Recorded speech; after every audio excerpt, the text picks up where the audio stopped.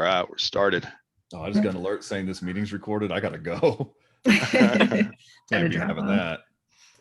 No one told me beforehand. I didn't know. I love Yeah, how it gives you it's- the option. It says continue or leave meeting. I'm out. We're Zoom just having is- a healthy debate, everyone who's joining us now, about chili, ins and outs of chili. What So is we'll- chili? What is Yeah, chili? what- Yeah, it's a good question. Some people apparently believe beans can't be in chili, right? Yeah. Well, the question is it the beans that make the chili or the meat that makes the chili or something else that makes the chili, right? What I think makes it's the chili love. a chili?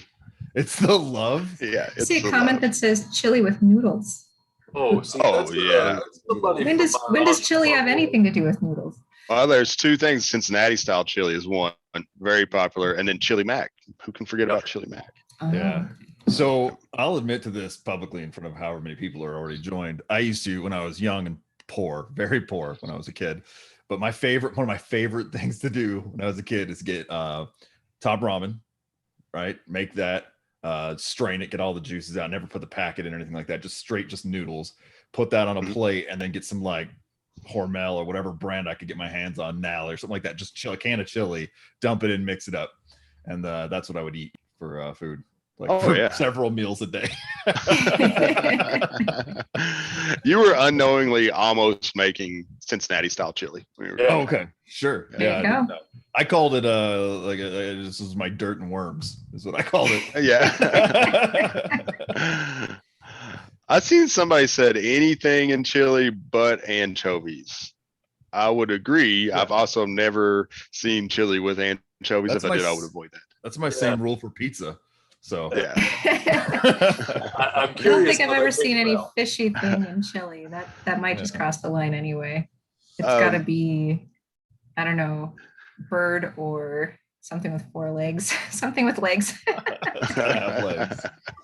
It's, I do see Pinky. You're stirring the pot a little bit, man. You may even poke the bear with me, like Gold Star greater than Skyline. I don't know. I'm with our audience there. I'm Skyline all day.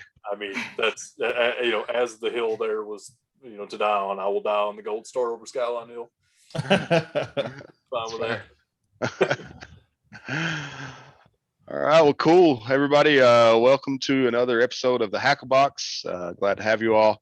I know there was some mixed up with some of the invites, but I think we did get those reminders out today. So hopefully you all seen that. If you didn't, you're probably not here. So I'm talking to a dead audience at that point that doesn't care. So I'll move on. I'll watch the recording. Yeah, they can catch the recording later. Well, cool. We got a whole lot of topics to dig into today. We do have a special guest joining us on the show. Megan Larkins is here. Super happy to have her. And we'll do a little Q&A session with Megan later and give a little bit more of her background and talk about some things. But I think we're just going to go ahead and get rolling unless you guys have any other wisdom about chili that we need to share. I want more of it now. I'm hungry. I'm going to eat chili after Yes. this. Make some this weekend, yeah.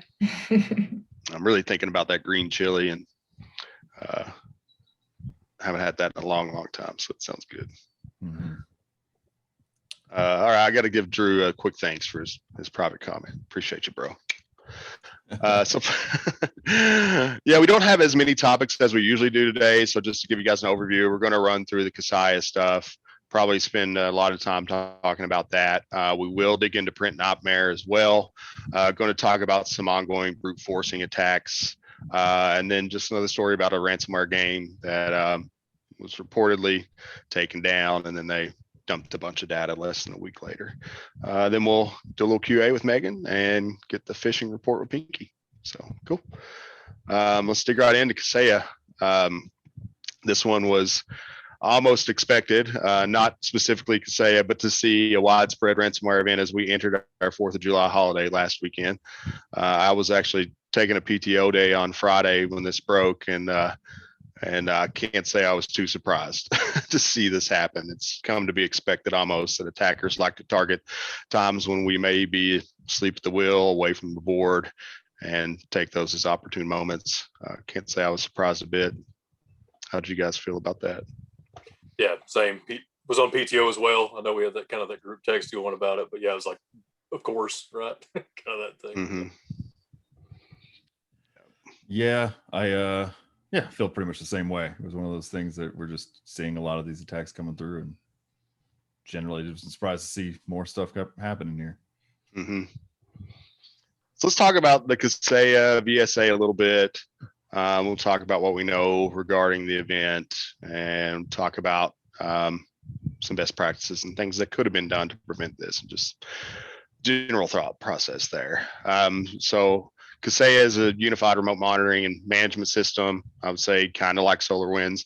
And I only mention that because people are calling this a supply chain attack, which I don't believe it is. That's something we'll talk about a little bit more. But to put it into perspective, it can monitor servers, desktops, laptops, any SNMP connected device on your network as well. I think it has the ability to automate patch, vulnerability management. You can do some backup management, some AV management as well from the same UI. So kind of an all-in-one unified network monitoring solution. Seems like it's in use by a lot of MSPs at this point. I know end customers are in that space as well, but seems to be a pretty popular tool in the MSP space based on what we know. Anything I missed there, guys, on what that Kaseya VSA does? No, I don't think so. No. Okay, cool. So yeah, well, like what we know at this point right now is like kind of where to start, right? So maybe we start with what's been published, and even this is something that is disputable. I think Eric's got some pretty good information on this. It was publicly stated that there were 60 Kaseya customers that were impacted, between 1,000 and 1,500 companies that were hit. I know that the targets were distributed among 17 countries, including the United States, UK, South Africa, Canada, New Zealand, Kenya, Indonesia, on and on and on and on. So it was pretty widespread. That number is debatable. I think, Eric, we were talking about, I guess, some interesting angles upon those statistics earlier. Yeah, I mean, I just thought I think there's a couple things to take into consideration, right? I think that they're saying, I know that there's different numbers that maybe are published now than the video that was from the CEO a couple days ago. It said, it was like up to 50 or around 50-ish, and anywhere from 800 to 1,500 downstream customers. I thought it was interesting is because there's I know that at least in a couple different articles I saw, there's a German MSP who said that they had alone, just themselves, 2,000 clients that were affected. Mm-hmm. So I don't know how we say it's up to 1,500 total affected when 2,000 of a single MSP was affected. And I don't know, I don't have the details on that, and that's just in a couple articles. It's not cited which MSP, and I didn't dig really deep to find it because there's a lot to talk about here, a lot of information to dig into. There's other things to consider, I think, too, is just find that those people. So we have Kaseya is software being used by MSPs. MSPs are pushing that down to their clients. But what about then the other people that are further down the chain, right? So there's plenty of articles about the grocery co-op in Sweden being affected, shutting down, 800 stores, something like that at the time. Due to this, they're not using Kaseya at all. They're not using an MSP that uses Kaseya. They're using point of sales terminals or devices that are being supported by an MSP that uses Kaseya. Right. So we have Kaseya to this MSP to the point of sale company, and now that's affecting people who aren't even using this stuff. So it's another layer deeper, right? And so when you start to look at how much further it's going to go to the next layer, even if it was only 1,500, I think it probably gets a lot bigger after you spread out to that next layer. So I don't think we really know at this point. Yeah. I have read some reports too that's calling this the largest widespread ransomware event to date. Yeah, I know Pinky and I, we were talking about that. I don't know if I buy that really. And also too, with knowing it's difficult to really determine how many people were impacted, how many systems were impacted at this point. I think that's a little immature to make that call. Maybe we'll see it is as time progresses, but as of today, I'm not sure the facts actually support that. I think it has the potential to be, right. I mean, there's just kind of like what Eric's talking about, as there's so much downstream from this that it could be. But yeah, like I said, it's tough to say, and I'm not sure we're going to get those numbers because, I mean, some people aren't going to want to admit that this happened, kind of thing, I think. But, yeah, right. I'd say that if you're looking at it from the perspective of a single event kicking off, I don't know how many key presses it comes down to, but a single attack and within a couple hour period, right? And how many systems it encrypted or affected. That's probably an accurate statement. It probably is the largest, right? I Mhm. don't know. I mean, obviously we don't know the exact numbers, and we're not going to know the exact numbers likely. I do know that REvil themselves said it was upwards of 1 million hosts that had been encrypted. Yeah. So Yeah, I think the biggest one that came to mind for me and Pink, we were talking about this, was WannaCry, right? And we did do a little digging, and I think WannaCry was significantly less than that number. So maybe it turns out that it is. 200,000 or something. I think, yeah, it's a couple I hundred. honestly thought WannaCry was a lot bigger than that. I was surprised to see the number was only 200,000. I do too. well, Yeah. wasn't WannaCry before a lot of the full-on? Correct me if I'm wrong. I might very well be, but before a lot of the propagating, the things that would move from system to system, wasn't WannaCry kind of pretty limited? It was wormable at that point too. But the interesting thing about WannaCry, I think it was early when ransomware attackers hadn't really perfected their model of let's lay low, let's fully enumerate, and then let's encrypt everything all at once. We saw WannaCry slowly propagate, where if it was in a network, your entire network maybe not be affected on that day one, but you may see propagation sometimes over a period of weeks as it slowly worked through your network and hit different systems. Yeah, I wasn't sure if it was wormed or not. I hate that term. It's so hard for me to even use the term wormable or worm, but I will do it just for you guys. If you have a better term that we could all switch to, I'm all ears. I think we all are. Virus. The entire definition of virus from the very beginning was always including of wormability. Otherwise, so we just say self-propagating virus then from now on. Yeah, well, it's just a virus in general, right? If it's not, then it's just malware or it's something else. It's a Trojan. It's not a virus. It's different. Anyway, we can. But we can talk about that another time. What I was going to say is that at least back then, I know it was they were propagating very slowly. Then it seemed like they weren't doing major movement before deploy. Yep, we saw those patterns change a lot in the last 4 years. So yeah, continuing here, there's the impact. We're still figuring out how big that impact is, but the key thing here for me is we saw a lot of news articles calling this a supply chain attack. I personally don't believe this is a supply chain attack. If we think about, what has made that term hot, it's SolarWinds. The SolarWinds supply chain attack was very different. We saw malware embedded in a package that was delivered from SolarWinds. So they injected into that supply chain. What we actually saw here is multiple 0 days being exploited. From my understanding at this point, there were multiple vulnerabilities, which included methods for authentication bypass, arbitrary file upload, as well as command injection. So 2 very different things there. Right. These were 0 days that attackers were able to identify and exploit to execute this attack. Now, the thing that's most interesting to me that I'd like to spend some time on here and talk to you guys about is that we know Kaseya knew about these vulnerabilities before the attack happened. The DIVD, which is the Dutch Institute for Vulnerability Disclosure, had reportedly discovered these vulnerabilities. They had reported the vulnerabilities responsibly to Kaseya. Kaseya had acknowledged the vulnerabilities in the presence, and they were in progress of working with the DIVD to correct these vulnerabilities. I'm not sure of the time, how long those vulnerabilities had been disclosed to Kaseya, but I believe, Eric, you found some information out about that. And what were you saying? Yeah. I mean, the DIVD was saying that it was in April in general, I believe. But then if you look at MITRE's page for the creation of that CVE 2021, whatever it is off the top of my head, I don't have it in front of me. But it's like April 3rd or something like that was the creation of that CVE. So there's no details, put in yet, but it had been reserved back early April 2nd. Okay. So they knew about it for a significant period of time here. And from my point of view, I get that happens. And, these things are kind of inevitable in the world that we work in.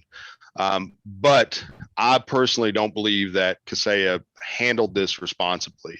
And what I mean by that, we had the perfect example last week, and this is another topic we're going to talk about, is PrintNightmare, right? And we saw that Microsoft became aware of PrintNightmare. They didn't have a fix for PrintNightmare, but they notified everyone.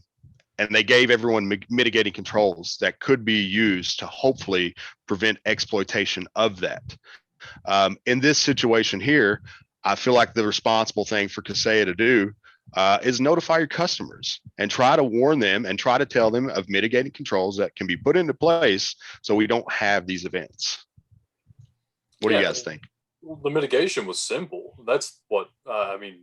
Totally agree. Like it was a couple of lines, that, you know, in the CISA guidance to mitigate it. And why not just get that out there? I mean, I understand you don't want a black eye, but this is a much bigger black eye, in my opinion.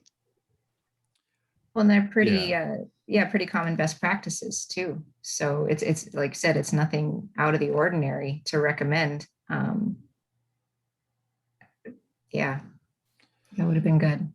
Yeah, I'm hoping that from the way we've seen some organizations lately handling things, and I don't know, I worry about lawyers and everything else like that. We've talked about that a couple of times in the past here on the show, that sometimes that gets in the way, and we're almost always as if you're a person who's gotten, you know, breached or gotten into trouble in some way, you are advised never to talk about it unless you have to, right? And so that's difficult, but at the same time, it keeps coming out. These things keep happening. These people keep getting breached, and I'm hoping that we do see people become more and more open to saying, "Hey, like here's the facts. This is vulnerable. It was disclosed to us. Here's some things to do in the meantime while we get something up and going." And we don't live in a world where we assume all software is safe all the time. So admitting that there's a vulnerability in your software shouldn't be condemnation. It's fact for everyone. No, where it's human design software, there's going to be gaps in it until we identify it. So it shouldn't be such a shame. It should be more focused on that. What's your plan? How are you going to address it? You know, again, just going back to what the whole security industry is talking about. It's not if, it's when. It's going to happen to everybody to some degree or another. So just accept that and put your plan in place. I think that's a really good point. And it's the same thing we talk about in incident response in general. It's not that you had your incident, right? That's understandable. This happens to businesses and people that try to do everything right. It's how you respond to that and how you recover from that incident, what you learn, how you improve moving forward. And so I think it's the same situation here. Like you said, we can't expect our software to be secure. There are going to be more 0 days, 33 this year that have been publicly exploited that we know about. That is a trend that's going to continue. Let's just get better as an industry at responsibly disclosing those to our clients so that they can be prepared. And then, going back to what those fixes were, like, oh my God, it's best practice stuff that we talk about on this show every single week or month. Yes, absolutely. Why is your VSA server open to the internet? Why? Also, if Kaseya is helping you deploy these systems and selling you the software, if somebody on our call today knows this, I'd be very anxious to get the information from you. Do they recommend that you put this on the internet, or are they recommending that you protect that VSA server, only implement allow listing from approved sources to connect to that, or put it behind a VPN? Are they telling folks that? I don't know. But when you got a tool this powerful, I think that should be in the standard practice for building that. Yeah, and so I think that's pretty critical right there too, is a lot of people are kind of throwing out there, well, there's nothing we could have done. It had to be out there, it had to be out on the internet because of we're an MSP and we manage 50 customers that have this. But you don't, you know, like you said, allow listing, VPNs, whatever it takes. That's, those are pretty simple things in the grand scheme of things to put in place. And they should be recommending that if they're not. Absolutely. Yeah, it's like the same thing we've seen before with SolarWinds. And if you looked at some of the things that went on for the United States panel talking about the SolarWinds attack, is you had thought leaders in our industry, people who were represented as thought leaders, saying there's nothing that could have been done to prevent this attack. And frankly, I think that's bullshit. There's a lot that could have been done to prevent that attack. We've talked about it before. Your servers and your critical infrastructure should not have untethered access to the internet. In that case, sure, the initial payload would have been deployed to your server, but that initial payload was harmless without the second stage and the third stage involved in that attack. So if those servers had been prevented from talking to systems on the internet, stage 2, stage 3, and so on, would have never happened. So I think, again, We've got to go back to those best practices. When I think about this one, it just blows my mind, because when I started my journey in, InfoSec almost 20 years ago, one of the first things that we studied and learned was that idea of the principle of least privilege. How is it that so many organizations continue to forget about that principle? It's critically important. And it's like we always talk about, cover the basics. It's going to get you so far. Yeah, but that's not a big shiny tool you can buy. Mm-hmm. Yeah.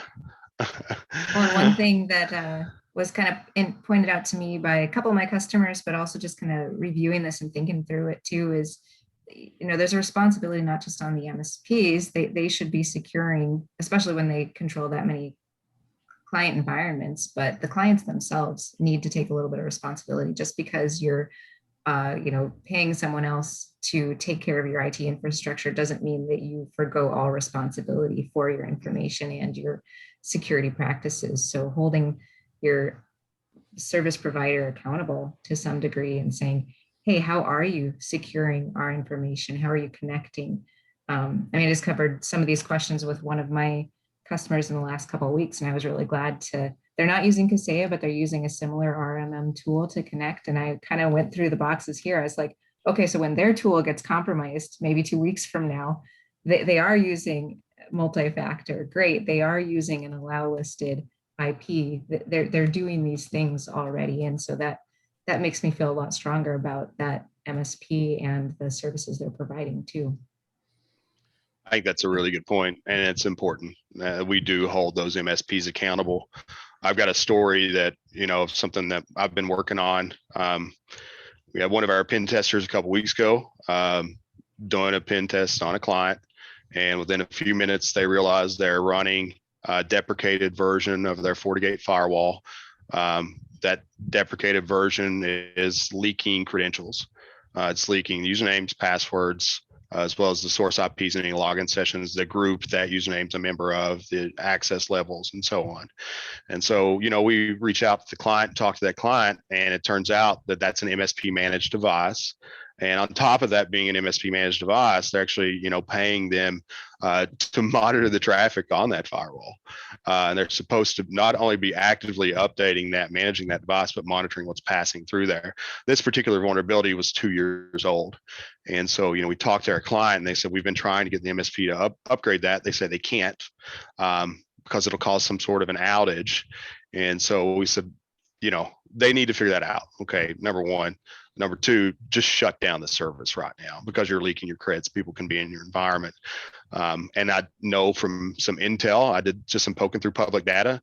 They're not the only client that's affected within this MSP space. There's at least another 10 to 15 in a very small pool of data that I looked at. And so it is critically important that you hold those MSPs accountable. And there are a lot of MSPs doing really good jobs out there and trying to do great things. But this doesn't just stop at MSPs. It's all your vendors, right? Making sure you're getting what you're paying for, and you're holding people that have the keys to your kingdom and your network should be monitored as well. Yep. Taking a step back, just on the comments about like, hey, how is Kaseya recommending things get done, and recommendations and stuff like that. Mm-hmm. And one of the things that matters in this particular case is that, and we see this this is not a Kaseya specific thing. This is a thing we see all the time with software development, software developers and stuff like that, is when installing this, when configuring this on your machine, your system, you should allow list, you should put in the exclusion list for your antivirus, these folders. So Kaseya has recommendations for the installation of VSA that says to put in the exclusion list several folders, one of which was the one where data was dumped for these payloads to get the execution in the first place. So not only did the whole thing come through that, but the recommendation was to exclude these from antivirus. I was just looking at one of those lists with a client today for I think it was a medical record system. The list was huge. I think it was like 50 folders to exclude. And that was shocking. Yeah. So I think that is a key to the attack too, right, Eric? So they created a couple processes in the VSA. Those processes dumped the ransom in those folders you're talking about, executed those ransom. And I think the other process was just a log cleanup process, right? So to clean up their tracks. Yeah, it was an interesting attack. It came through, and it brought over it was like agent.crt file that was like a cert file, right? That was then they sent a command through that basically disabled Windows Defender and all of the features in it if it could, right? And then it copied over certutil to a new location, like see Windows cert.exe or something like that. Don't quote me on this, anyone who's watching, but I'm just going off the top of my head from what I remember reading. Copied that over, and it appended a random number to it, so it didn't have a proper signature that could be noticed for certutil. But it would still execute because appending stuff to the end of a file a lot of times doesn't break anything. And so it executed it, used certutil to turn the .crt back into a .exe to parse that, and then used that to then grab or then to dump a old version of a Windows Defender application that had a known sideloading vulnerability and a DLL for what was the payload in this case? Why my brain's it's just escaping me now. It's a very popular one.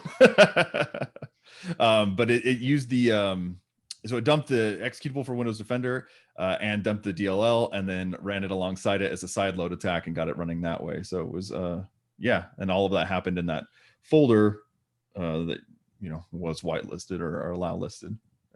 It was the MPSVC DLL. Yeah.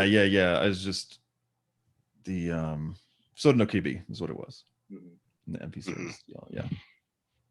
Yeah, which does bring up another interesting point too. Cl0p, our friends we always talk about here, not our friends, are evil. They've been brought up a few times. And this one is another interesting point of this attack is our evils on the OFAC sanction list, which means if you're a United States-based entity, you're not going to be able to negotiate a ransom payment to that organization. We know that Kaseya here is a United States-based entity. They are headquartered in Miami. That being said, I'm very anxious to see if we see them negotiate payment or not, because they do have offices in some other locations around the world, right? So we'll see. I think we'll learn a lot about that sanction process and how that works here. So mix to something about our evil that I don't know, and you guys may have dug through some malware analysis on this a little more than I have. Has anybody really taken a deep dive at this yet to see if there's anything else embedded in those files that were dropped, right? Because we know our evil loves C2, where there's huge dumps of C2 domains for our evil and that kind of thing. And myself, I'm a little more worried about what happens after we clean this up. So yeah, it looks like the payload on this, the agent.exe just dropped those two. It was the msmp-eng.exe, which is a legit Defender executable signed by Microsoft and everything. It was just old and was used for the side loading purely for that, to get past any kind of thing that would block it from running, basically. And then as far as I know, the analysis, there was no C2. The MPSVC was just a Cl0p payload with no C2 or anything like that. It's from several different articles I read so far. Cool. That's good to hear. Yeah. It's really good to hear. Yeah, that is a little surprising. I do think if we look at this again, we talk about the way this was orchestrated. This was a spray and pray, based upon even the numbers that have been reported versus the numbers of targets that were available at that time. They didn't get everything. I think the DIVD put out some numbers on that. I don't remember what they are, but I think when this first started, there was around 2,000 publicly accessible VSAs. They updated that. I think a couple days ago, it's down to 150. I was looking at Shodan yesterday. It looks like there's less than 50 on there now. So most people have been able to shut those down. But I would say just due to the nature, this was orchestrated spray and pray going into that 4th of July weekend. Let's just blast them all as quick as we can and move through and try to profit, right? Yeah, I think it was helpful that Kaseya knew about this vulnerability. So when they started seeing signs of something going on, they were able to have something to look for and found it fast. Mm-hmm. And were able to shut down those services to their to the stuff they could, at least, so limited damage. Because I do think that the payload probably wasn't as well thought out here. I mean, don't get me wrong, it was actually decently sophisticated the way it worked, right? And dropping an older version of a Defender to go along to sideload. I mean, that's smart. It was sophisticated. I don't want to say it wasn't, but I think it was kind of like the initial, hey, let's just dump this and go for it and shotgun it and see what happens. And it got shut down faster than maybe a lot more damage could have happened if they hadn't, you know. I kind of No, want it tells me yeah, that they knew that it the had been found. Yeah, go ahead, sir. yes, yeah, I was going to say, it just tells me that our evil knew this 0-day existed some time before. They likely had their own Kaseya VSA instance they were testing it on, and so I'm sure it was well designed on that back end, the orchestration at least. Yeah, I wonder too. I don't know. We don't know anything about that back and forth between DIVD and Kaseya, but I do know that one of the people from DIVD, the Dutch Institute for Vulnerability Disclosure, had said that they had been working with Kaseya. Kaseya had asked good questions. They were working back and forth. Kaseya had put out some attempted mitigations and stuff like that and had them test it and stuff. So they'd been working on it for those few months, just maybe a little bit more slowly or casually than they should have. So I do kind of wonder if our evil had seen any kind of evidence of, whoa, they know about this, let's deploy, right? I don't know. Hard to say, obviously. Yeah, you know, I think there's definitely things that Kaseya should take away and learn from this. We can't just badmouth them from end to end. Like, they should have let people know so we can implement those mitigating controls. The other good thing is they did respond, and we're working with an organization that was practicing that responsible disclosure. We see some folks don't do that, and so at least give them credit for trying there. Could it have been handled better? 100%. Hopefully they will learn from this, recover, and improve as we move forward. So maybe before we move on, then let's talk about, like, you know, a couple of things, what you can do. You know, we've already talked about one big one, which is don't put your RMM servers on the internet. Actually, don't put anything on the internet that doesn't really need to be on the internet. So shut down all those public administration sites, anything that, you know, doesn't need to be there. Don't do it. If you need to have internet connectivity, allow listing or VPN, right? If you have Kaseya, you weren't immediately impacted. Kaseya has released a detection tool. So if you weren't ransomed, you have that running, you want to see if you were exploited, they did put out a detection tool. So would recommend checking that out and running that if you feel like you got lucky. Maybe like Pinky had mentioned, maybe we are going to see some variations here, where maybe there was those 60 targets that got ransomed. Maybe there's another 50 that doesn't even realize they were impacted and they got a C2 where they're going to stage later attacks. I don't know, that's speculation, but it isn't an option, right? Always too, another thing we always say here is, you know, knowing in this case that Kaseya VSA is connected to your backup solution, can manage backups as well. Another instance of why air gapping those backups is critically important. I think that's it for the recommendations for me. You guys have any other? Nope. No, and like you said, those are good recommendations for everything, really. Yeah, I feel like we say those same things a whole lot on the show. There was another Kaseya vulnerability that was disclosed last week as well. Eric, you want to tell everybody about that one? Thought that was a little interesting. Yeah, I mean, I saw this from Brian Krebs' article, and it was just another thing that kind of stood out. There was a vulnerability in 2015, CVE 2015-2862 for VSA as well. It was a directory traversal, I believe, and on July 3rd as well, apparently, Mandiant notified Kaseya that their billing and customer support site, portal.kaseya.net, was vulnerable to that 2015 VSA thing that had been patched in several different versions, but in doing so, they hadn't actually identified it as an issue for their own site. And so it had been available for 6 years. You could read any file off of that server, etc.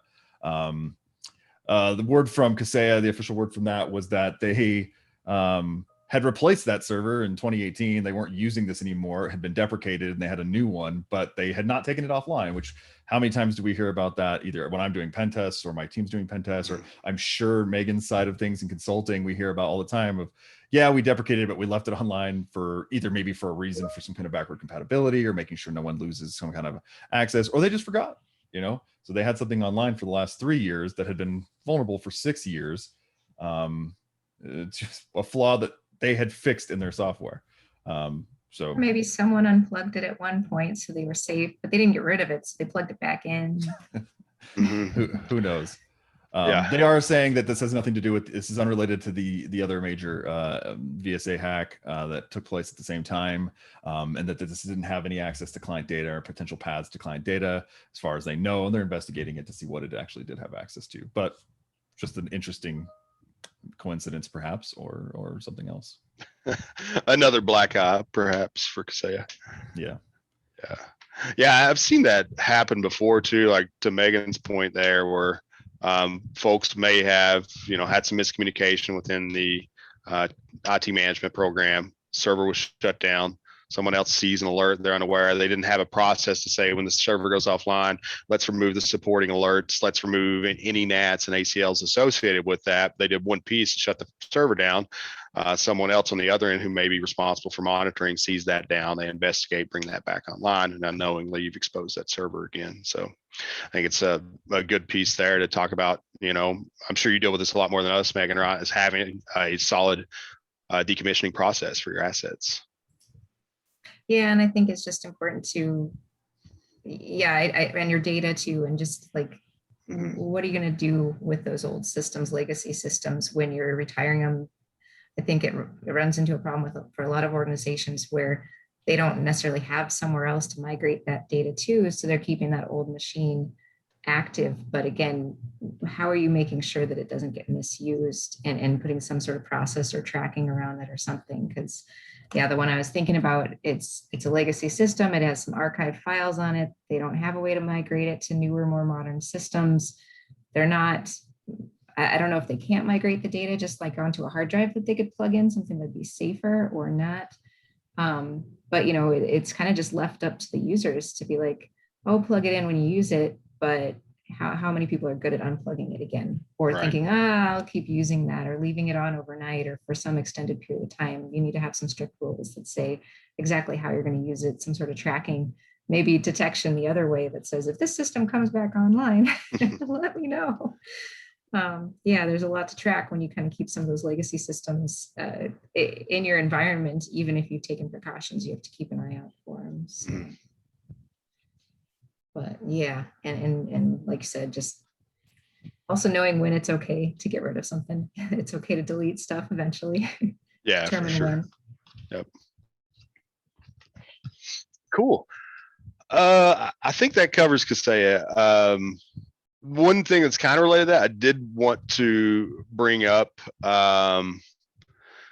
is there have been some reports, right, that the actual ransom variant associated with Kaseya was coded to avoid Windows installations that included some specific keyboards. So that's the Russian keyboard, the Ukrainian keyboard. There's a big list of other keyboards. This isn't the first time we've seen this. I know DarkSide, we talked about a few months ago, their ransomware variant was also coded to specifically look for specific European keyboards that may be existing, that may exist on that OS, and if those keyboards exist, to avoid encryption of that device. Speculation around why that attackers do that, right, is they don't want to mess with their own assets. So if they're spreading this variant, they don't want to attack within jurisdictions that could come after them. So just to be short, like a lot of the Russian entities that are doing this aren't attacking other Russian entities. They want to keep that out of their federal jurisdiction and into other jurisdictions, so they don't have any local law enforcement to really worry about at that point. So there has been recommendations that have been popping up, and we haven't officially recommended this to anyone, but I did want to talk about this with you guys. And what do you think? I'm seeing other people say, install the Russian keyboard, install the Ukrainian keyboard, install these other keyboards on your devices. If we know that they are hard coding that into some ransomware variants, it could be effective in stopping that. Now, that being said, I'll say that very clearly, this does not protect you from ransomware or malware in any way whatsoever, but it could be a deterrent for a few specific variants that could affect you at some time. What do you guys think about that? Yeah, I it could stop a few things, and it's Mhm. not likely going to cause any issues. So yeah, I mean, the stress on don't take that as as long as I do this, I'm good. You know what I mean? Type of thing. Yeah. Yeah. So cool. Just something to keep in mind for all our listeners out there. If that's something you're comfortable with doing, I would say go for it. Don't think it's a silver bullet. And if you accidentally switch languages, know this beforehand. It could be challenging to switch back. But the hotkey is you hit the Windows key and the space bar at the same time, and that should bring up your language menu on your box. If you have multiple languages installed, then you could choose the English keyboard again. So write that down, Windows key and a space bar to get the language menu.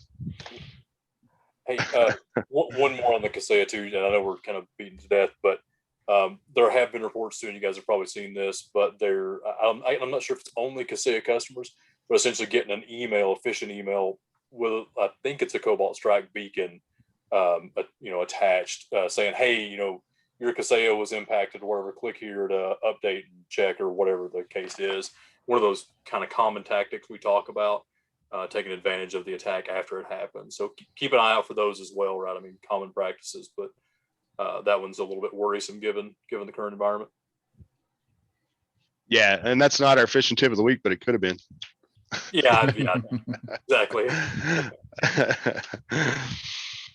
All right, cool. Spent a lot of time there. Let's keep boogieing. PrintNightmare. Talked a little bit about this already briefly. So this was a vulnerability in the Windows print spooler. That's print spooler is enabled on Windows devices by default. Provides printing functionality on networks, right? So it can load print jobs, print drivers, receive files, schedule files, blah, blah, blah, blah, to print. It's a print driver, right? A couple of vulnerabilities actually have been released recently, and we can talk about that even more than the news is talking about have been released in the last year. Just right now, PrintNightmare is the hot ticket. This isn't the first time we've seen this. It's been around for a long time, but eventually, right, these can lead to PrivEsk and RCE on any Windows box. So yeah, I was really surprised last week. This hit, we said, "Uh-oh, this is not good." And then Kaseya followed it up. So it's our second topic. I thought this would be a little bigger than it is at this point, but that doesn't mean it isn't something we should take serious. This is critical vulnerability. I think we'll see more news related to this and exploits built around this as we continue forward.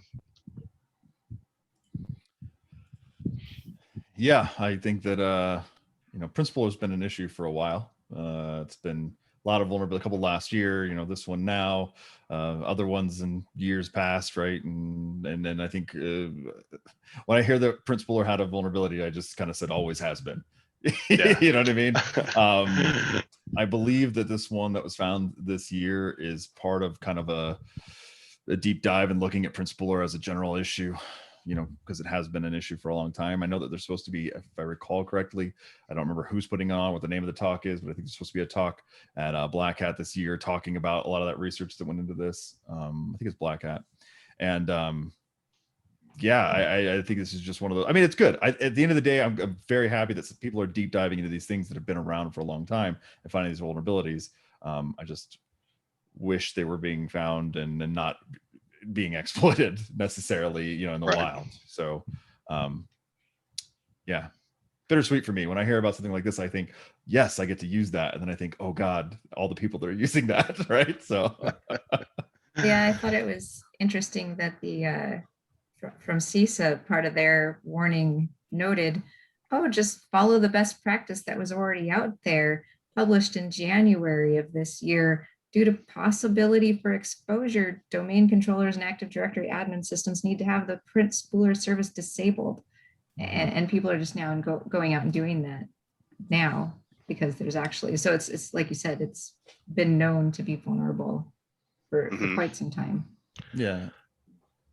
Yeah, we go back to Stuxnet, which is, one of the most interesting stories for me, within information security. That story is just fascinating, but a lot of those exploits, I know they use multiple O days. One of those was print spooler.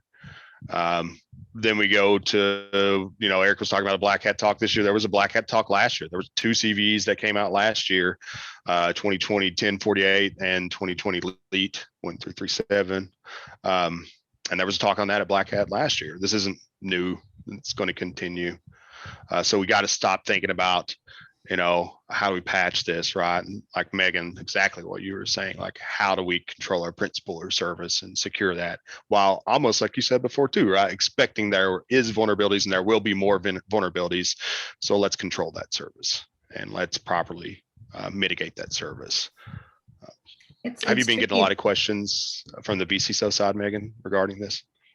I haven't really had clients reach out to me proactively at all, but when I get on to one of my calls, I think I had 3 this week, just about all of them were working on doing something about it. So one of them was with a multi-service provider that we work with.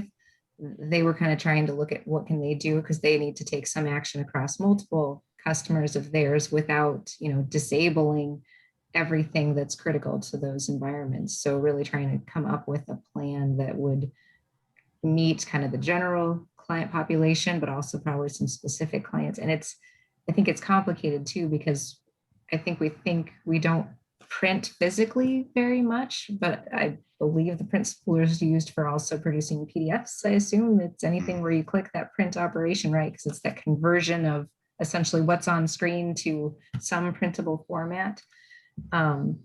There's a lot of places that's in place. So I was talking to another where they're not physically printing, but they're creating PDFs constantly from a medical device all day. And so they can't disable it on that particular device either. So it's an essential. So is there, service. this is a question too, like I know when we look at like that print spooler service and the integration with PDFs, if we're using third-party application, which is a whole different can of worms, right? But are there any third-party applications for PDF conversion that exist today that don't require usage of the print spooler? Yeah, I think it's just an issue of, if you're using basically a convert or save as PDF, print to PDF print driver, right? So if you're printing to PDF, well, that's going through a print driver that handles that, and that's going to go through the print spooler. But if you're using a piece of software that takes a document or does whatever with the document and converts it to a PDF and it's not using the print, then yeah. Yeah, and then so we open a whole new can of worms, right? So we got this vulnerable service, then we introduce probably a vulnerable piece of software. So either way, potentially. Yeah. It's important, I think, in general, to just always realize like, hey, there's going to be things that are enabled by default, just so that, because especially in an operating system, but in maybe even just in software packages and stuff, right? Things are enabled by default, either so that we have backward compatibility, or so that if you're looking for that thing commonly enough, it's not missing and it's not a struggle. It's not a hassle for you, right? This is something we demand as end users, right? We want our things to be as usable as possible. I mean, most people get a new computer, they don't want to have to install or enable a print spooler so they can print things. It's a computer, I should be able to print things from it, right? And yeah, so we have customer service if it doesn't work when you plug it in. Right. Exactly. And so it leaves a bad taste. So we have to enable all these things. But at the same time, as people who manage environments, sysadmins and whatnot, you need to take a look at those things and go, fine, yeah, they're there, but do we need them? And removing them. Look, at the end of the day, too, PrintNightmare might get someone, you can turn it off in all the right places that don't need it. But the fact is you have to have it on in some places. Those machines could get, exploited. And then you could use that to farm credentials and use that to escalate within the network and do all kinds of stuff anyway. So it's not going to save you that it's not on certain places, but it obviously slows things down or it gives you less of a surface that's attackable, right? So, yep. Sure. I mean, we run into a similarly related issue, though nothing to do with this particular vulnerability, where we see external vulnerability scans, external pen tests, web application stuff, where we're constantly harping about like, hey, you're using these old algorithms, these encryption, algorithms and whatnot, and then they're enabled by default for backward compatibility. But take a look at them, see what's on there, remove that stuff if it's not necessary. So yeah, I mean, it just we've been. I feel like part of my note here was just a lot of this talk about PrintNightmare got focused on domain controllers initially. And my thought there was, we've been yelling about this for 20 years to stop putting things on or leaving services on domain controllers that don't need to be there, right? It doesn't need to be a file server. It doesn't need to be a print server. Figure something else out. But it's the same concept, right? It's I think we used to do this, or maybe it was just the people I do, but we used to always assume that you just needed to turn off every service that you didn't need, right? And I think we've gotten away from that a little bit because we have so many devices now. We have so many things that need to work together, like you're saying, and bad customer service, like you mentioned there, Megan. So, yeah, it's scary, but again, that's the best advice I have is turn that stuff off. Just like you're saying, Eric, if we're people who manage environments, you've got to be aware of it and just take care of it there. Yep. Just go through. I mean, whether it be your system services or for that matter, your permissions in your environment, right? Does someone need an admin, or do they just need a specific permission to access a folder or whatever, Mm-hmm.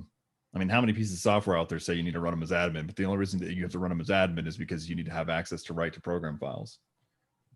You can modularly or just granularly enable that. So that's the job, I think, as a sysadmin. I mean, I did it for years. A lot of us have done it for years that are in these positions that we're in now, pen testing and incident response and consulting, right? And that is, it's our job to go through and say, hey, all of this exists. What's actually needed? Mm-hmm. And to secure those images or setups, configurations. Yeah, and to that point, it'd be nice to see some better documentation from all the hardware, software tools too, that tells you exactly what it is you need to make their software to application function. Because I remember as a system administrator, it's like, I want to turn it all off, but I don't even know what it needs to run. I turn it all off, it breaks. I don't know what it is. It's like playing whack-a-mole or something. It's like, okay, try this, still not working. And if it needs 3 services all running at the same time and you don't know which 3 they are, that's like a losing battle. So it's really hard to dig out those details. I think it goes back to kind of what we were saying before, right? Let's hold our vendors accountable for those things. Let's make sure those should become the norm. Those should become the expectations when we're rolling out a new software. One thing I did want to touch on this, very important for all our listeners, and we totally glazed over it because I assumed everybody knew this, but so there was a patch, an out-of-band patch came out, and the patch don't work. So don't think because you've patched at this point that you are going to be safe from exploit. I expect there will be another iteration of that patch released soon. But there have already been some POCs put out for essentially still exploiting a fully patched system running those print spooler services. Yeah, and that bypass. Sorry. Oh, yeah, I was gonna say, do you have any more information about what did the patch fix? What didn't it fix? Is it even worth installing? It did some stuff related to detecting if it was an externally, like if it was an external path to a DLL to be used for that print driver. But there's another way to write that path that bypasses the check. And also, as far as it still could be used for local privilege escalation with a local file. So it's not necessarily, just checking the remote stuff isn't going to fix that problem either. Yep. I'd say it's worth installing just because it does a lot of the blind stuff, and maybe some of the scripts that people haven't modified yet are still going to be, they'll stop working, but we definitely need something more, and you need to take other options, which I believe Oscar has to go over, and we have very little time left. Yeah, realizing, so we need to push forward. I'll touch this really quick. I did see a question. I threw a link in the chat for you guys. There are some mitigating controls that you can put into place right now. So essentially creating some ACLs locally on those systems to prevent DLLs from being placed by the print spooler service. It's still a Band-Aid, and there are still ways, and if attackers persistent enough, they could get around that. But those initial attack vectors, this would prevent that spooler service from writing those DLLs. So through that in the chat, I'll make sure that goes out into the meeting notes that we send out afterwards as well. So everyone will have that. And like I said, Eric just noted, we're running really long today. This has been a great conversation. So we're probably just going to run a little long. If you guys are okay with that here, folks in the audience got to drop. We totally understand. We'll try not to go over too far, maybe another 15, 20 minutes or so, but really want to cover a couple more things with you before we wrap up today. All right, cool. Let's boogie on then. So there was a joint advisory put out recently from the NSA, CISA, the FBI, as well as UK's National Cybersecurity Center. This went out last week on July the 1st, essentially stating that there's been ongoing brute forcing attack by Russian attackers. They believe began sometime in mid-2019. That's still continuing today. It is believed to be the efforts of General Staff Main Intelligence Directorate of Russia, known as, some names we're more familiar with, Fancy Bear, we've talked about here before, APT-28, Strontium. They have a few other names as well, but Fancy Bear is the most prominent that I'm aware of, or APT-28. Their targets at this point that we know of, I'll go through the list, but you're going to see it's almost everything. So government, military, political organizations, defense contractors, energy companies, logistics companies, think tanks, higher education, law firms, media companies, on and on and on and on. So they're pretty much brute forcing everyone right now. Their primary target, from what I understand, has been organizations utilizing O365. How many O365 cases have we worked in the last year? Also targeting on-prem email servers and really anything with a public login. So going back to what we were talking about before, if you've got applications that have public logon capabilities, expect them to continuously be attacked. A key to this, again, is they're not only looking to get into those cloud services, so this is used as an initial point of ingress. They're hoping to identify credential sets that can lead them into other forms of attack, be able to obviously use that to gain initial access, but see where they can laterally move to, how they can persist, how they can prevest, and so on, the typical attack kill chain that we talk about here a lot. But one particular example that I know has been observed is acquiring credentials through brute forcing for an on-prem exchange, then looking for on-prem exchange that is still vulnerable to CV 2020-0688 and 17144 Credential Rain. You guys remember Credential Rain? Pink, do you want to talk about that one for a little bit? Yeah, absolutely. Yeah. So yeah, with the one, and I don't even know if it was called Credential Rain. That was kind of our internal name that we started using for it. I think we'll coin it now. Yeah, I'm good with that. I'm fine with that. I did steal that from whoever wrote the initial article, but yeah, we just use it as Credential Rain. So this one, it took at least one authenticated user to be able to connect to OWA, so your Outlook Web Access, that kind of thing. And then essentially the way the exploit worked, I mean, without going too deep into the details, but you could pull back what was essentially the unencrypted cache from all logins, all active logins or even cache logins, I believe, from that Exchange server. Well, if you think about Exchange servers and on-prem, and everybody's got their phone connected to them, there are tons of sessions on these things all the time, and that was kind of why we called it Credential Rain. Was essentially the first researcher that was talking about this. That was how they placed, how they put it. It rained credentials once they exploited this and kicked off their package. This was huge and honestly did not get a lot of press. It should have gotten a lot more than it did because it was every Exchange server at the time. So that one was pretty scary, but yeah, exactly like Oscar said, perfect target for this type of thing. Yeah, so some key indicators too for you guys, like takeaways and things to think about, is we do know that most of the attempts are coming from specific networks. Tor is one. They're also known to use Cactus VPN, IP Vanish. They are using NordVPN as well, Proton VPN, Surfshark, and World VPN. There have been other IPs, but that's a big bulk of that. So I would recommend to everyone, if you guys have the ability to block down, like we talked about before, allow list if you can. If you have something that absolutely has to be public, then look at blocking access from those Tor networks, those VPN networks that we just talked about as well, and try to do some geo blocking as well. I mean, if you don't need communication outside of domestic, block that. Now, that doesn't alleviate, again, let's talk about the Russian keyboard. That's not going to fix everything, but we're talking about reducing your attack surface. And so any little thing that we can do to continue to reduce that surface is going to be beneficial for you in the long run. Outside of that, right, multi-factor everything, use strong passwords.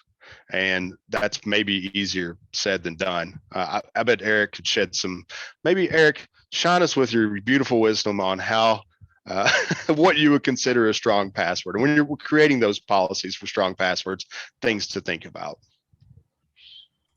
Yeah, I would say, I mean, I don't know. My idea of a strong password is using my using completely randomized long passwords, right? The general recommendation though is to move away from passwords to passphrases and stop using the term password. Stop using it. Like honestly, just Did a stop train just go using the by at word. your house? Sorry. Yeah, I'm sorry about that. We don't need to get into what that was, but that was yeah. So anyway, stop using the word password, start using passphrase, refer to passphrases, train people on passphrases, right? And get people on the idea of, stringing together something like several words together, something that's easier, easy to remember kind of, but also just very, very difficult to guess, right? I have a feeling, and I didn't talk during this discussion on this one. I was reading chat and catching up with some stuff there and putting in some comments. But when we talk about Russian attackers brute forcing hundreds of networks, what's likely happening is their password spraying instead of brute forcing in a lot of situations, right? And that is just using the simplest things like Summer 2021 exclamation point or something like that, or password 123 or whatever it might be, right? And so training people not to use such simple things, right? Don't take a word, don't take a person's name, don't take your dog's name, don't take a birthday at the end of that, whatever that might be. Stop going with that, and instead, talk about how, like, make your password be my dog, like your daughter's name loves playing with our fluffy dog name and its birth date if you want to, but stop doing just something like a simple word and a number. Wait, let me write that down. What's your daughter's name again? Yes. So my password is no. You have a new dog, right? What was its name again? Yeah, I completely agree with all of that, though. Complexity does not equal strength, right? I think that when a lot of people say, hey, we have these complexity requirements in our GPOs that we push, so passwords have to be 14 characters, uppercase, lowercase, and a number, that password could still be, like you said, the season, the year, and you got it, the month and the year with a cap in there, and you got it. So education, I think, is the most important thing here for me. Mm-hmm. Yeah. I would say, and like I said, just spreading that and trying to consistently put that out there and use that and getting away from certain terminologies and certain ideas, honestly. And if I teach my kids, or my 10-year-old, 13-year-old kids have passwords that are phrases. My both of my kids have passwords that are like 28 characters long or something like that. It's not hard for them to remember them. They can do it, so it's teach people, train people when you can. Teach your grandma to do it. Someone in here says, I always tell users, if you wouldn't say it out loud to your grandma, don't make it your password. I'm a little confused. I'm confused by that as well. I like to tell people to have. Yeah, go ahead, Megan. Yeah. Oh, I say I like to tell people to have fun with it. It's going to be easier to remember that way too. Yeah. On a complete side note, because I said I add cuss words. On a complete side note, just because this has come up a couple different times, sometimes your passwords get out there. Be careful what you put your passwords to, right? It's password breach data. We've seen some situations where password breach data will show some things that are racist, sexist, homophobic, whatever it might be. Know that if you have those feelings and you make them your passwords, maybe it's even a joke in your head, that stuff can get out there. Pen tests, we see all kinds of different things about people hating their jobs as their password, interesting things like that. Don't always assume your password will never be seen by someone else, but it's supposed to be secret.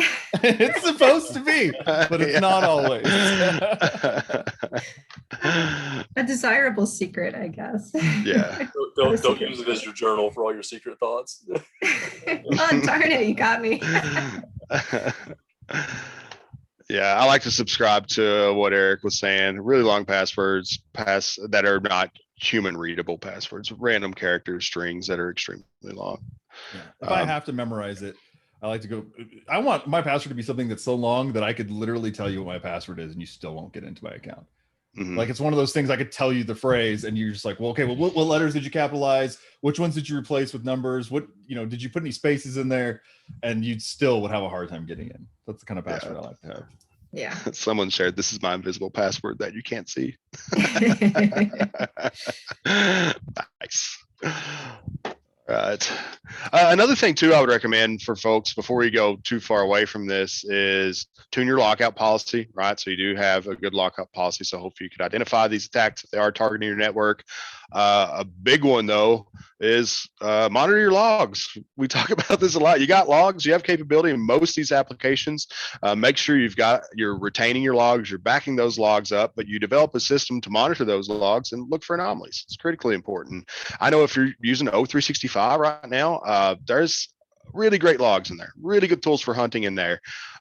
Check those logs out. You'll see which accounts are being targeted. You should be able to see those failures, hopefully give you more insight for your blocking process to be able to lock out some of those IPs or different VPN networks they may be coming from, but then also just to be aware that those accounts are specifically being targeted within your organization. And if you see one get in, hey, guess what? They got impossible travel alerts, all these cool alerts. So if you're monitoring those things, you should identify indicators if you are being targeted or if there was success as well. Any other recommendations for you guys before we move on?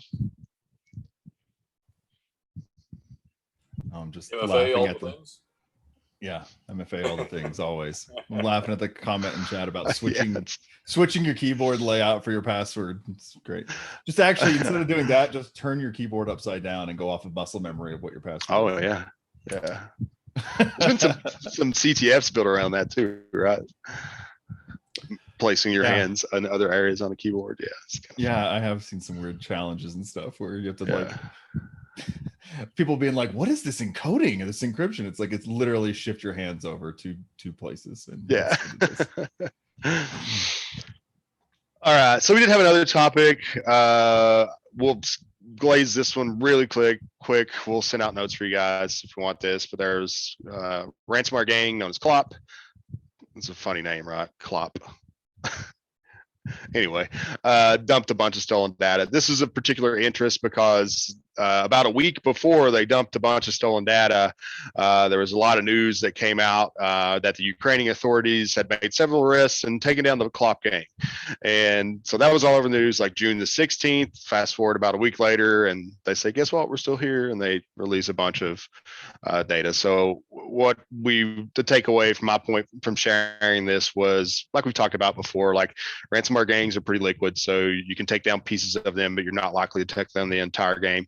It's pretty easy for them to modify techniques, move on to new things, continue their operations. There's also a lot of separation between, especially RAS, ransomware as a service, the way they operate. So you may identify threat actor entities who are actually part of that network, but they're not the people leading that network, or vice versa. And so to be able to take down one of those organizations is extremely difficult. We've seen this time and time again. It constantly fails.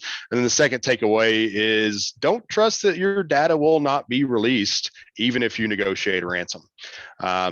Big risk, something we all have to be aware of, and so something to think about. So if your primary driver when you are choosing to negotiate with a ransom attacker is to protect your data, I wouldn't always trust that. So now we'll move on to our segment, our Q&A with Megan. I'm sorry we're running long, but it looks like we got most people hanging on, so we'll just keep trucking if you guys are good with this. So as you guys have hopefully gotten to know Megan a little bit today, she's a member of FRSecure's information security team. She's awesome. She specializes in VCSO, incident response, disaster recovery, policy writing, prioritization of risk, managing employees, communications with executives, and on and on and on. She's a really fantastic part of our organization. We're super happy she was able to join us today. So welcome, Megan. We were just hoping to hear, tell us a little bit about yourself and what got you into information security and yeah, all that good stuff. I have the very standard background of not having a standard background, I guess, because I studied animation arts and that kind of stuff in college, and then kind of slowly found my way over to information technology and then eventually information security. Yeah, I don't know if there's a whole lot more to say to it than that. I kind of gradually picked up IT, and once I got full into IT, then I was kind of like, all right, where do I go from here? And kind of started digging around, and I mean, just protecting my own network that I was employed to protect. I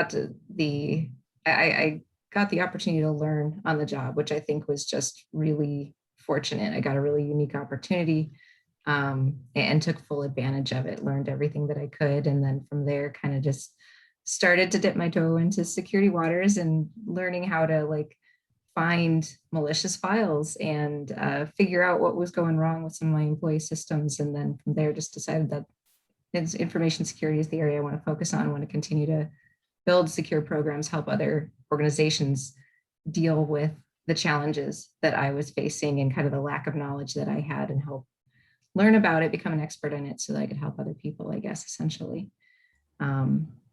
Yeah, kind of found FRSecure and then goes from there.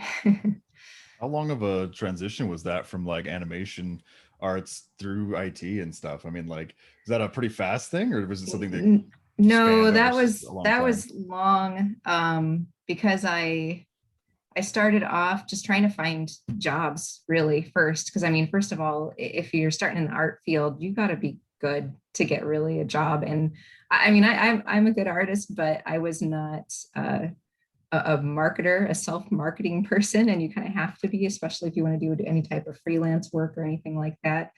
So then it's just a matter of finding work, and it also doesn't pay good, or it's very part-time. So I was talking with the team earlier. I started out doing copy print shop bindery, like stapling and punching holes, and that was the closest I could get, and it was a good start.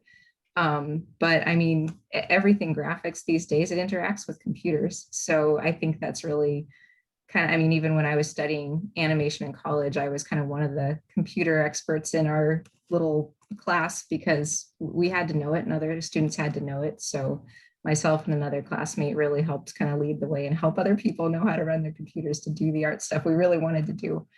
But yeah, so that was like 4 or 5 years doing kind of everything from video editing to just kind of some graphic design work, another print shop that I worked at for 9 months or so, and then over to a translation organization where I did multilingual desktop publishing, and that was really just introductions to more software applications.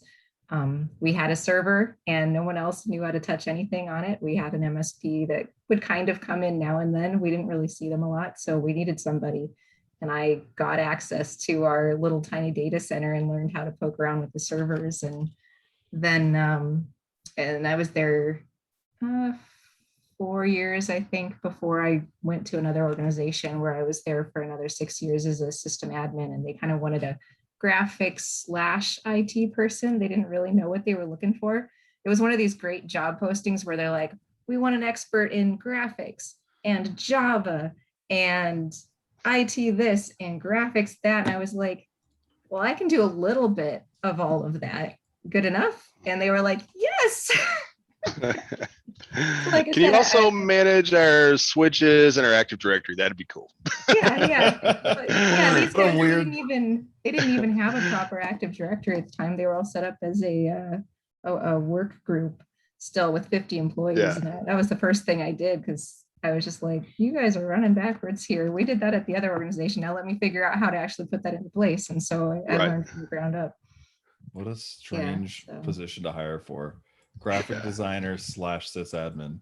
Yeah. Well, I came in and then their existing graphic designer was like, don't touch my stuff. And I'm like, okay, I'm IT. So yeah, it worked out. Awesome.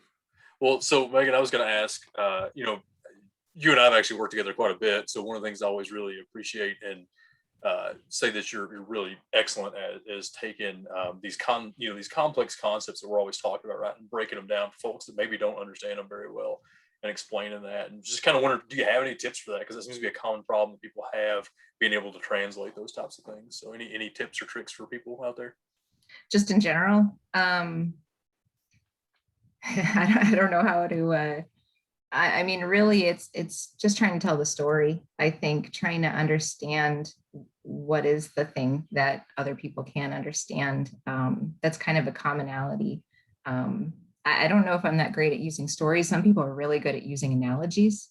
I'm not so much of an analogy user, but maybe I think of an analogy in my head and then simplify it to just the building blocks, maybe is probably the way my brain works. But I just trying to think about, okay, what's the problem? How can we get just one step closer and then kind of work it up from there, I think is probably where I get started. I mean, I just have some notes here from the conversation earlier, like one huge call out from around Kaseya was they said, make sure to put MFA in place on every single account that your organization manages. And I'm just like, nobody's doing that. But where do you start? And it's, you start with one account, and that's the fact of it. So then you just start to think about, okay, well, where do we want to start? What makes the most sense? And so then you take your risk-based approach. Like we've done that at FRSecure too. It's like, all right, well, not even every web platform supports MFA. I mean, they're getting a lot closer now. But so first identify which ones will actually allow you to set up MFA. And then where is it really important that you do so? Well, anything where you're going to have some sensitive information, access to administer, anything, and again, publicly accessible. If it's internal, it's a little less essential. It could still be helpful because attackers get in and you're going to slow them down more, but start with externally facing applications, anything administrative, and then do a risk analysis too, and just keep an eye on them. When is it available? And just break it down that way. And it's the same thing with vendors or just about anything. It's like you start where it's most important, get the first one down, and then just keep going forward from there. But I don't know if that helps or answers your question. Well, it was a really good example of what I was talking Okay. about, actually, right? So you can see your brain working as you're breaking down the pieces and putting in bite-sized chunks for people, Yeah, well, and because that's one thing I struggle with too is like I remember when I was a system administrator, like I would just get overwhelmed with these big projects. Like I really need to amp up our disaster recovery capabilities. Where do I even start? So really it's it's kind of learning about time management to a degree too. You break that really big to-do list down into smaller to-do lists and smaller to-do lists until you feel like it's manageable and what's something that you can take action on. And yeah, it still feels like it just spreads into this long timeline. But the fact is, some of these projects, I mean, we talk about it all the time too on information security. It's not fast. And one of my coworkers, Ryan, was just saying the other day, if he sees a organization jump up 100 points in a particular domain, or more than 100 points in a particular domain in a year, he goes and looks for something else to dock them on because he's like, nah, they're lying. You can't make that much progress in a single year. In most cases, it is a slow process that you have to be very intentional about. You have to change a whole culture in a lot of situations. So getting people to understand that, take a pace. It's like, it's scary, and we want all the things patched and all the things fixed and secure. But first of all, that there is no perfect world where you're completely 100% secure. And second of all, it's a long process. Yeah, I think you hit a really good point there. And we see this a lot that I think a lot of people know the right things to do, but they say it's too overwhelming. We don't have enough resources, or we don't have the budget to do that. Mm-hmm. But I look at a lot of those things to say, like, we can, and maybe like, instead of thinking that I have to get that done in a month, like maybe just accept that that's a 24-month project. But as long as you start working on that today, you're going to be in a better place 2 weeks from now, 2 weeks from then, and so on until you ultimately reach that spot. I think that's, really, really good point there. Yeah. What do they say about, the best time to plant a tree today? Yeah. Yeah. I always say, some people don't like it, but how do you eat an elephant? One bite at a time. Now, I would never eat an elephant. I think they're majestic, beautiful beings. But maybe I should change that to like one bite at a time. Oh, we're losing them. Or am I just Yeah. losing them? Yeah, I thought it was me. Okay, yeah. His internet has decided this call should be over. It's Yeah. really objected to eating elephants. Yeah. Like, I feel like on the topic of what you talk about eating, you will always offend someone. So maybe find a new analogy entirely. Yeah. How do you run a marathon? One step at a time. Okay. How do you drink a keg of beer? One beer at a time. I mean, there's a pump on there for a reason. I'm just saying. Upside down with someone holding your feet. Right, exactly. Yeah, I like that comment. Best time to plant trees 20 years ago. The second best time is today. That's right. Yeah, you fixed my analogy. That's how it's supposed to be. Another Same thing. fantastic You could say one. the same thing with your disaster recovery plan. 10 Yep. years ago. But second best time to start today. Let's get going. Yeah. Well, cool. One more question, Megan. Really, like, you had a really interesting journey to get here. I think a lot of us kind of come from these different paths, and that's what makes our team over here so special and so interesting. I love getting to learn other people's stories. If we had listeners here today and you wanted to give them advice on, like, if they were just trying to get into the field, what kind of advice would you give them? Maybe it's the most important thing during that journey or that process. Yeah. I mean, I think for me, it was just not being afraid to try new things. Actually, yeah, I guess one thing I kind of said to on a webinar I did not all that long ago is just like stretching, believing yourself, try new things, especially, and I think with the women community, it's like you don't have to be 100% qualified and fitting that job description that's out there too. Well, like I said, with the one I fit, I was like, I can do a little bit of all those things. Is that good enough for you? And they were like, yeah, that's super. They were really excited just to have someone that could do a little bit of everything. So I think a lot of the part, like following some of these forums and things, it's so focused on you have to get the right certifications. What is the right certification to get in the door? And the fact is, if you just go out and get a job that's touching IT in some way or another, yeah, that cert's going to help you too, kind of get to the next level, but you just got to get experience in the door somewhere. So every job that I worked, from bindery to everything, I gained experience from it. I got one step closer and I didn't know where I was going. Nobody knows exactly what career they're going into when they start either. So you just start down a path, do something you enjoy, and you'll get to where you're supposed to be eventually, I think. Yeah, go ahead, Eric. As someone, we're both in positions, all of us here are in positions of assisting and hiring people or hiring people, and I think one of the things that I say to a lot of people in general when I'm talking to them is that you got to understand that there's going to be a lot of requirements. Those requirements are there to filter people that not necessarily don't have those requirements, but like to filter out the people who are really passionate in some way. They either have the requirements or they're just, I'm taking shots. I'm putting myself out there. I'm doing it anyway. I want this.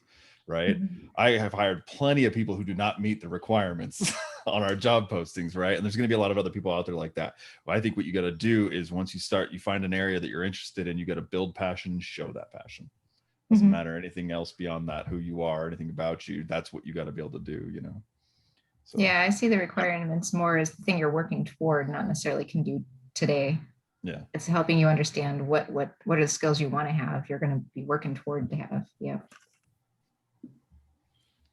Yeah, that attitude and drive and motivation to me is so much more important than any of those skills. Really, we can develop skills for people, but if you're not motivated, you're not driven, you don't have a good attitude, it's difficult. And then on the flip side, we see a lot of people who may meet those skill sets, but that attitude and motivation just don't fit. Maybe there's an ego attached. Maybe a lot of times we see some big egos. I don't like that. And one, bring one of those in your team, it can ruin the entire dynamic. We're big on, having those good attitudes, collaborating, helping each other out. I think that's one thing I'm really proud of about all of us here at FRSecure is we take that very seriously, and makes it fantastic to be part of this team, this culture. Yeah, doing interviewing kind of for our first hiring on this group too. That's totally what we're looking for, is the right fit for our team and some of those skills too. It's like, well, and also maybe what are some attitudes, approaches to things that we don't have on our team, something new that you can bring. So just letting your personality shine through, your strengths. Being passionate is key. Completely agree. Fantastic words from Megan. It was awesome having you on today. I enjoyed having you here. I'm sure everyone else did. I'm going to put you on the spot. I keep poking Megan to say she should start her own show similar like this for like more VCSO focus. You've been thinking about that anymore? Something maybe the audience could look forward to in the coming months or next year even? Yeah, I keep playing around with it in my head, what it'll look like, and just kind of waiting for the time to be right. So I think we'll get there sometime. Well, before you do that, we'll bring you back on here again for sure, so we can tell everybody all about it. But it's been great having you today, Megan. That'd be awesome. Yeah, it's been a pleasure. Thank you for inviting me. Yep. All right. Well, thanks everyone for joining us. We're going to skip the phishing report because we kept you way longer than we meant to on a Friday. I know you guys all have big weekend plans since there's no Kaseya attack going on right now, and you can hopefully relax a little bit. I did get one tip from the audience want to share. I can't validate this, but someone did say use anchovies to rub on your brisket before you smoke it. It makes beef taste beefier. I will try it. I can't validate it, but I will try it. I'm not going to leave the anchovies on there while it's smoking, but I'll rub them around beforehand, smoke it. I do like Worcestershire sauce, which is where anchovies, it's made from anchovies, that flavor. So, yeah. All right. I feel like this is just a weird situation where someone's trying to get anchovies said in our chat as much as possible today. You know what I mean? Oh yeah, I think so. A Yeah. couple different times now. I just feel like this is now a joke. Yeah, I think we got hacked. Yeah. All right. Nice I was work. It reminds me, it's if you cook beef burgers on the grill and cook salmon on the grill, the next time your salmon's gonna be twice as good. So. Oh yeah, I can see that too. Yeah. All right. Thanks everyone. We'll see about that anchovy joke next month. Hope you guys all have a fantastic weekend. Bye, everyone. Bye-bye. Thank you.